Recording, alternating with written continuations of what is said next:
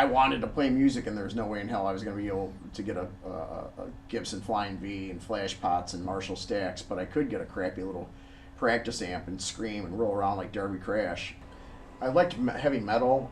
It was right at the kind of when I was in high school. It was like right when traditional metal was going away from the plodding Judas Priest type stuff to the more fiercer thrash metal stuff that was more street level.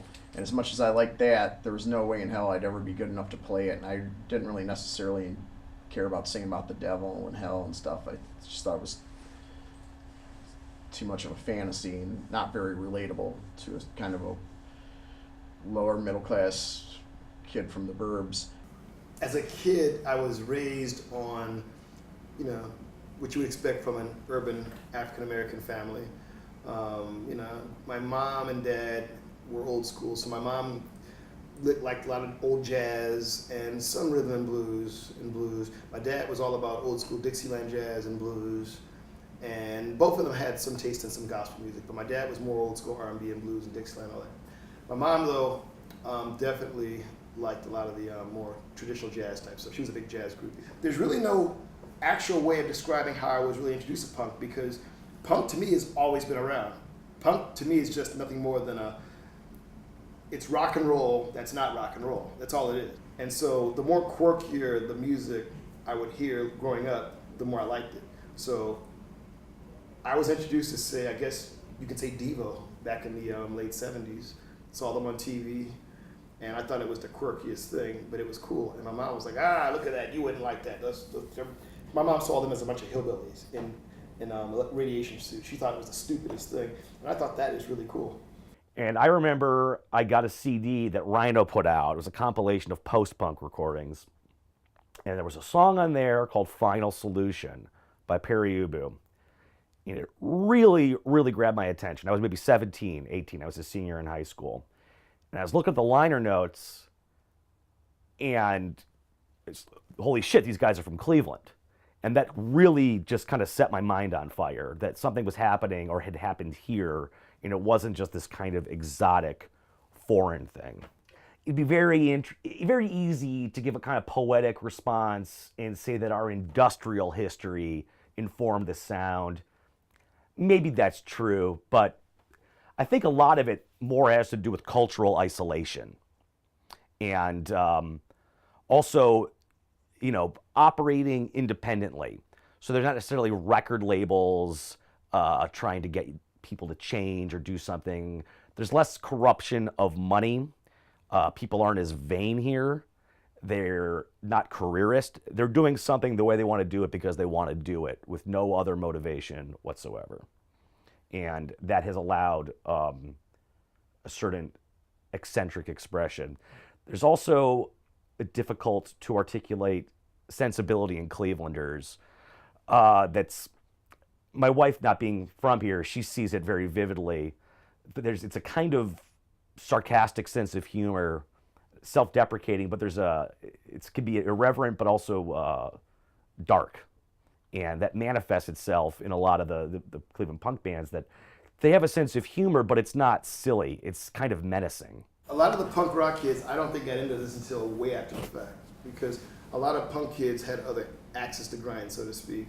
You're thinking about it, we're a blue-collar industrial city like every other Midwestern city, and the whole employment thing was an issue, the Hood riots. I mean, there was enough stuff going on here to make people really angry and upset that I could see a punk scene blossoming here. So, but once again, a lot of kids, I think, really got into this because of other bands. Bands would play places like the Underground here, which I only went to once, and the Lakefront, and those were kind of, for some reason, it's not very far from where I live in Parma, but it was hard to get to those places, and it was hard to even find out about stuff there, for me at least, being out in the burbs. But for some reason, going an hour away to JB's in Kent just seemed to be a little bit easier, and I would see bands like a band called Grimace and a band called Domestic Crisis, and guys like that, neighborhood bands. So that was probably my first exposure to Cleveland punk bands, is bands from our little suburb that were actual real bands and had demos and actually played in clubs, I mean, you had other venues that were more dedicated to heavy metal music or thrash music, some that were more dedicated to reggae music.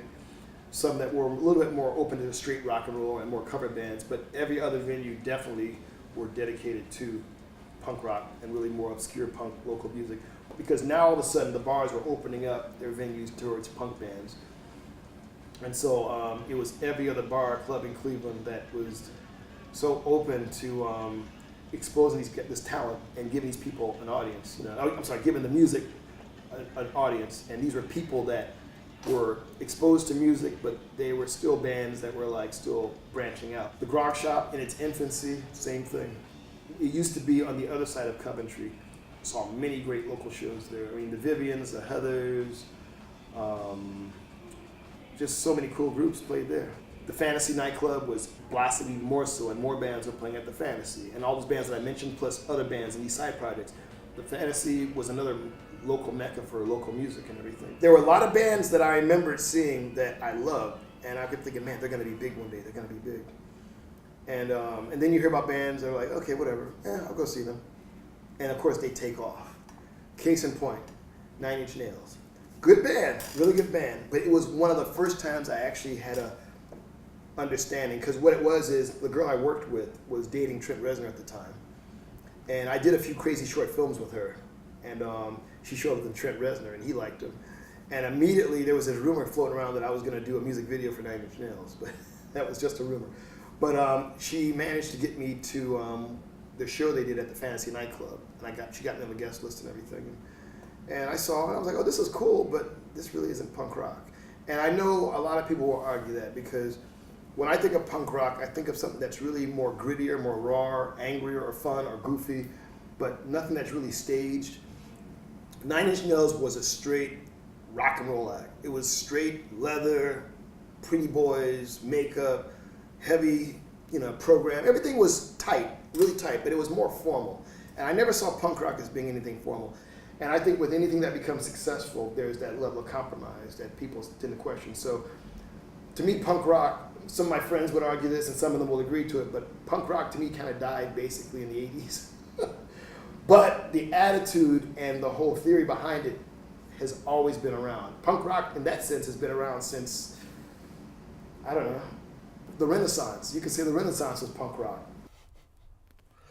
I think there's a punk attitude and a punk culture beyond the music. I think it will still inspire musicians and creative people, but so, I mean, all right, what is punk? What is punk today? So today, whatever active punk scene there is today is more crust punks, house shows, vegan stuff, straight edge, whatever, this shit. And that's all fine. It's completely removed from 1977 punk, as it should be. They should not just be rehashing the things from the past. But it's a very different thing, and that's fine. But it's very, very subcultural, And but this idea of what punk was, it's still relevant, but it's also over. And I don't know if it should be repeated.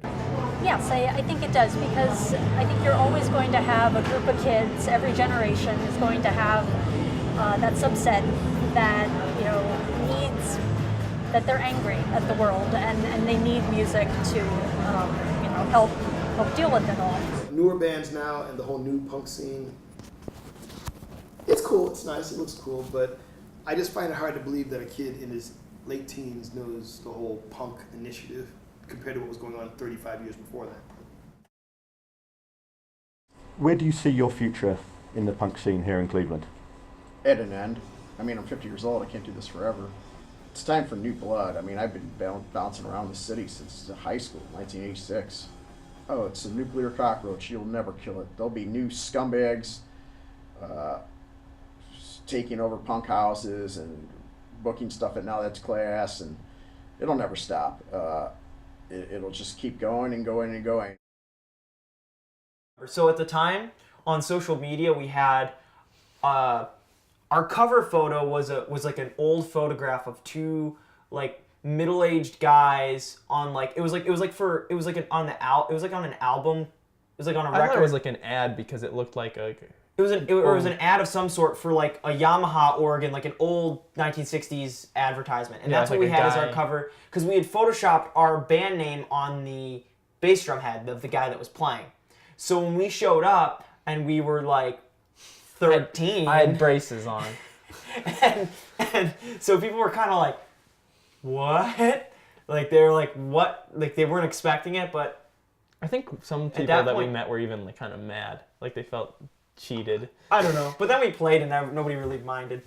I think people were drawn to us for the fact that we were so young at the time, and some people found it refreshing that like there were people who were our age that were doing what we were doing. Yeah, I mean we were never and still aren't talented, so I don't know how the doors came open. They just did. We didn't try to be different. It just kind of ended up being that way. We were just in this from the very beginning. We just wanted to play music. We just wanted to play music together. So that's one of the main reasons that, things have gone the way they have, is just because we really just do whatever we feel like. We just will write songs, and if we like them, we'll record them. When we first started playing, our audience was mostly ex-punk rockers, which was We had really older awesome people. because all these people were in bands that I listened to, and still listen to. So it was like, wow, all these people who I listened to are coming to my shows. Recently, A lot. and I think more. it's because we're playing on the west side more, which is in the suburbs, Yeah. A lot more young people, young college kids, even high school kids. They're starting to come, and like it's more of like a more party than kind we of ever thing. had before. So Yeah, and like in like our last show we played, it was I barely recognized anybody there, but they were all teenagers, which is really cool because that's So- what I hope. So there could be, you never know. I mean, all it takes is a couple of those kids that start a band or two, and then Yeah. scenes is there again. You know. I mean, I think it can't go down. I think it's gonna go up because there's gonna be people that want to do it. I think so too. Just like we did, they're gonna be like, I want to make music, I want to make some noise, and I think then people are gonna start making some noise.